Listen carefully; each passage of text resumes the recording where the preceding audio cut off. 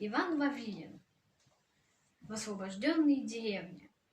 Мы взяли деревню, противник далече, но чьи-то пули несутся навстречу.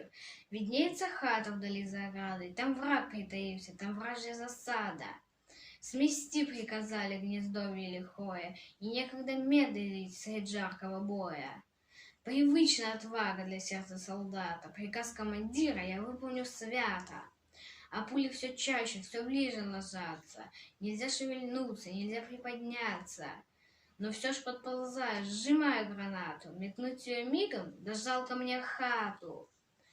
В открытую схватку врага не заманишь. Засел он, и пули его не достанешь. А хату разрушить мне жалко до боли. Мне с детства знакома крестьянская доля. Быть может, вдали от родного порога идет он в шинели по дальним дорогам. Вдруг кто-то нежданно прервал мою думу. Я голос услышал, суровый, угрюмый. В уши супостатов доносится глухо. Гляжу, подползает седая старуха. Он занял деревню лихой и постылый. В свой дом я ни разу с тех пор не вступила.